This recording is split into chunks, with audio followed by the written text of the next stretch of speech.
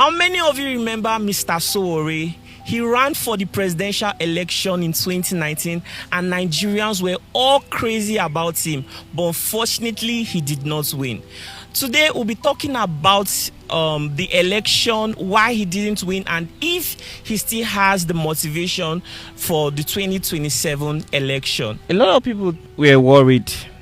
They said you are just too ambitious, that why would you be aiming for the presidential position, that you could have started as a contestant for maybe your local government. Well, those people who I believe might suffer from inferiority complex and not my own fault.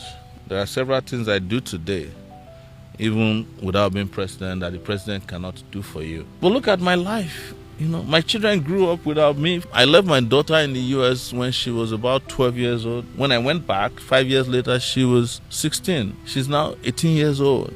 Everything that you need a politician to promise you in 4 years, I do it every day. My political participation or involvement is not calendarized. You know, I built up people like Blessing, CEO.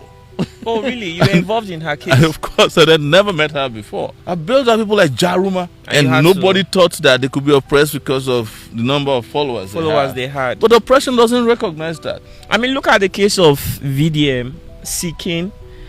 I mean, like, why do you choose to always leave your comfort zone, your family, every success you've worked so hard to build, just to stick out your neck for people that may not even care so much about you? Why do you keep doing this all the time? So, sir, thank you so much for coming around. Thank you for having me. Sir, I'm curious to know, what were some of those things that you experienced during the election that you can say led to you not winning? I experienced that there was no election. There was no election. Yes. Why do you say so? Because elections have parameters, they have standards, and they have all kinds of processes that involves the process of going into election, the process of voting itself, counting, tabulating, and announcement of election results, and announcing a winner. All these things were, all these conditions were not met.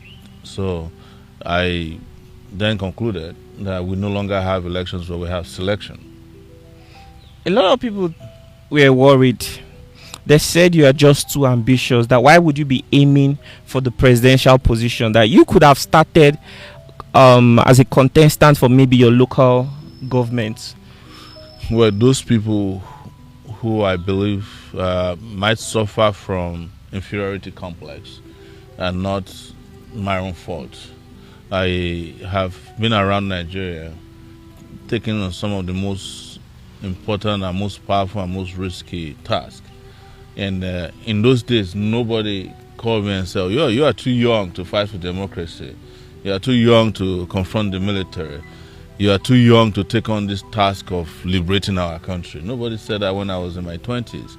So to now turn around when I'm 54, exposed, educated, shown that I have character, I've shown the experience in my own field of endeavor, that I should then lower my standard for those without standards.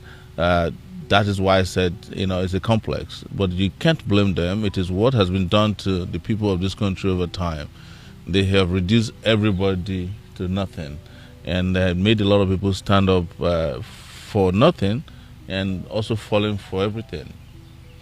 Except, of course, the standards have made great countries emerge from poverty to prosperity.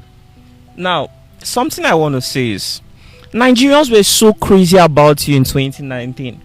But in 2023, things were just different. Maybe because Peter Obi came into the picture. What would you say changed things? Because the motivation, the hype was not the same way anymore.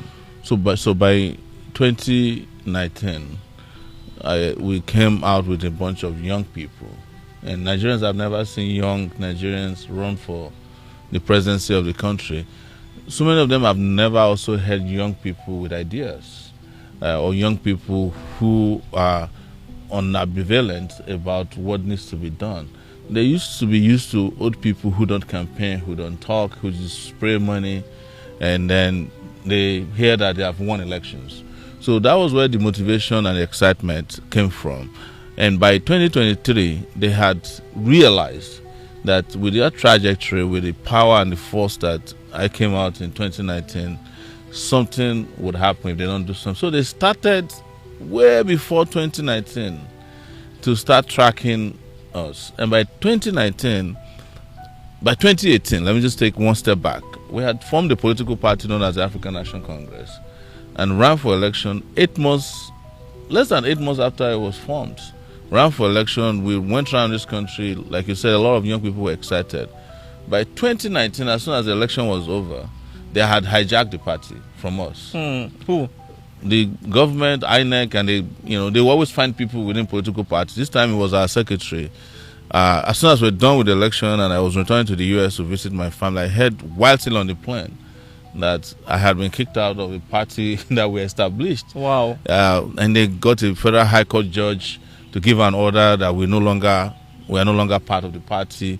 So after I came back, I was arrested August 2019, detained for 5 months and charged with treason. That scared a lot of people. In fact, a lot of people did not know that I would survive it. And when I got out of prison, in detention from the DSS, I was restricted to Abuja for 3 years. Don't forget, it was also that period that COVID came. So we did not recover our party back until about 6 days to the closure of the nomination for presidential candidates in 2022. But I was still, in fact, at the time we got the party back, I was still under restriction. And by the time I got over the restriction and registered to be part of the presidential candidates, we had less than 6 months to go. Less than 3 months, actually, to be honest with you. And here I was, still facing trial for treason and cybercrime. I was accused of insulting Buhari. I was accused of treasoning, and then they downgraded it to treasonable felony. They accused me of money laundering my own money. They claimed that I sent money from my US account to Nigeria account, and that was money laundering. So when they couldn't prove this, they removed all that, cybercrime, removed money laundering, and then they kept treasonable felony going. So I, in 2023, was running for office with my hands tied behind my back. Wow. Yes. Can see now. So most people didn't know this.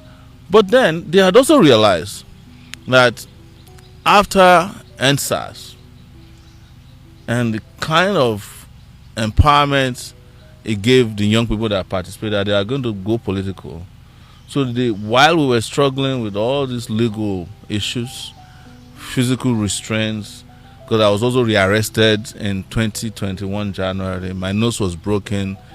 One policewoman shot at me with a riot gun, that gun they use for shooting tear gas. It's called Federal Riot Gun, in my thigh. So every time people heard from me, it was like, maybe they just killed Sowore, they're about to kill him. It was also the period that my brother was assassinated on his way from school. He was a pharmacy student coming from Igbinedon University back to Benin on a weekend. They killed him. So you can imagine with all these tribulations, why many people didn't think that I was even running in the first place. But then I was talking about the trajectory where they went after NSAS. It was to go and choose a candidate that they know might appeal to the younger people, because the younger persons who participated in that revolt also want political change. And that's how they zeroed in on the person you just mentioned. Yeah. So it was a lot. But like I said, most people out there didn't know about this.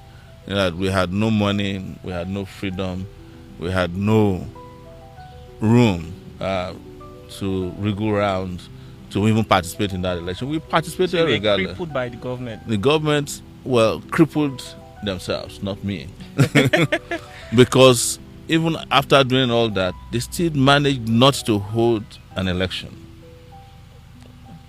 So what they did is that they had a shambolic election, which I participated and I won against, that these guys weren't planning an election. And then they allocated votes and announced the selected winner, who unfortunately now is the president of this republic. So with all this experience, Yes.